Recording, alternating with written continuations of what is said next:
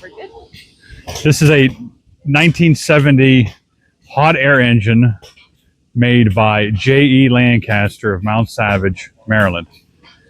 A Mr. Russell Harvey of Oakland, Maryland came up with the design of the valve mechanism, this Stirling hot air engine, and gave it to Mr. Lancaster to build. This hot air engine itself is the only hot air engine that the Lancaster brothers made. It is made from different components they had laying around the shop. The boiler on the back end side was actually a hot water tank style boiler that was laying around the shop. The doors are on the boiler were from an old cook stove.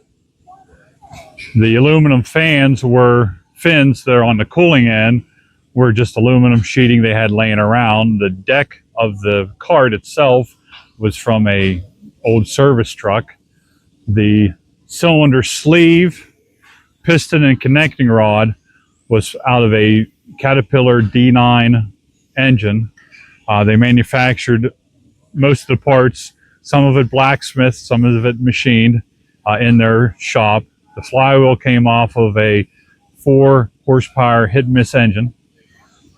Originally, this hot air engine was fired with using wood and charcoal on that end. I'll show you the burner itself and inside the boiler. You have a typical draft door, which would have been your ash pit on that side. Then in your firebox has the grate, but it has a propane burner inside. And here's the tube that goes all the way out through where the aluminum fins are at for that hot air to cool system to work on a Stirling engine.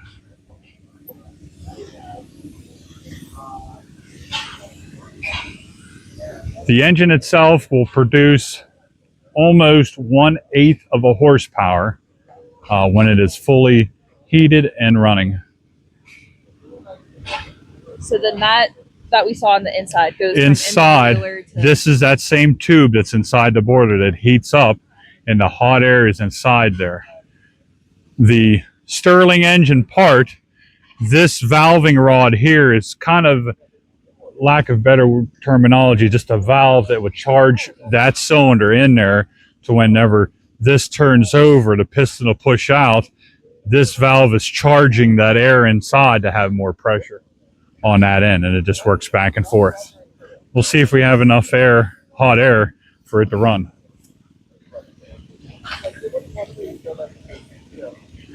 This engine is very finicky to where it has to be just practically dead nuts level, and also the barometric pressure and temperature does affect this engine also. Oh wow. But it's to the point now where she's hot enough to where she's running on her own now. So you said it was just a little over 1 horsepower? 1/8 of a horsepower. 1/8 of a horsepower. So yeah. What would you run with it? Real, quote unquote, real manufactured Stirling hot air engines were for the rich. They would have big mansions, and they would actually have one in their basement, and they would plumb water, and they would pump water to a cistern tank in the top attic of a mansion, and then use gravity to have water at your faucets and whatnot. They were mostly made for water pumps, because they would use the water that they were pumping to cool. Unlike this one, this uses air for it to cool. They did make Stirling fans. On the other applications was fans that to help move hot air or air around on that end. Sometimes it was for air in the house during the summertime. They would have a little burner inside there to where it wasn't blowing all the hot heat around. When Stirling engines really got popular, their sales pitch was that they were the safest engine to have because they wouldn't blow up, because there was nothing pressurized on that end. You could go over there and pull that plug out, and there'd be no pressure coming out of it, unlike a traditional pressurized vessel from steam. This engine here itself was always displayed with a whetstone grinding stone to grind or to grind whatever they needed. It used to sit here during the Jubilee Fairgrounds when John would have it set up, and I would help John, and I would sharpen pocket knives for 25 cents. This photo here, John was set up at a little small engine show in Burlington, West Virginia. That's myself right there, and that's Mr. John White himself on that end.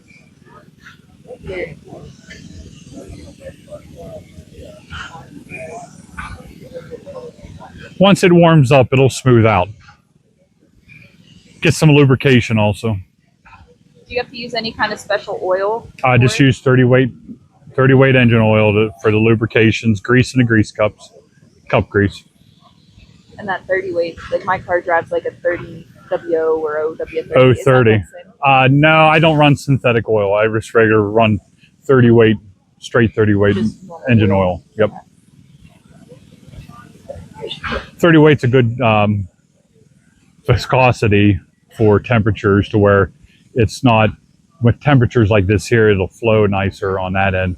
If we got into hotter temperatures, a lot of engines and during the summertime would use a 40 weight and use a 30 weight in the wintertime. Okay. Have you ever had it where you had to see what kind of oil you were using based on like the temperature? No. This on this engine itself, it doesn't. This guy here doesn't get out much, to where it would have the extreme conditions of temperatures, to where 30 weight's a good happy medium.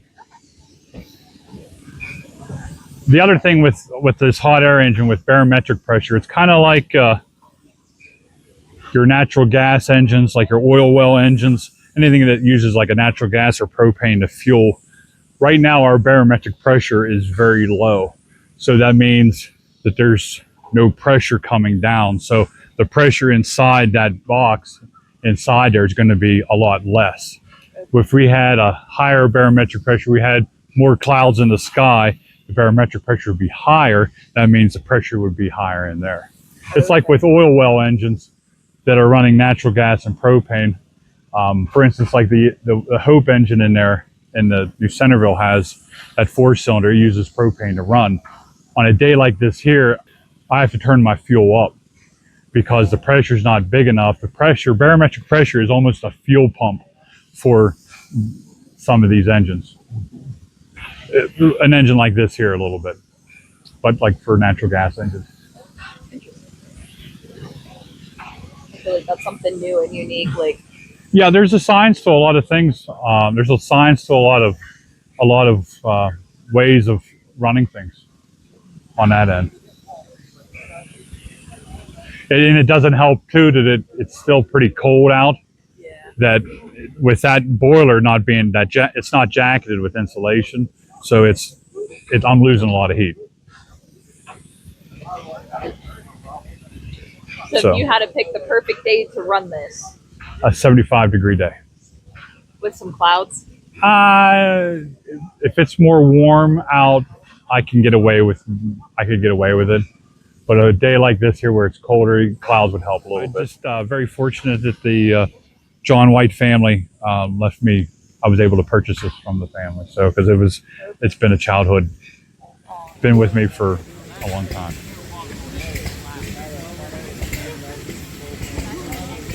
You guys make sure you stay healthy. You want a hot dog?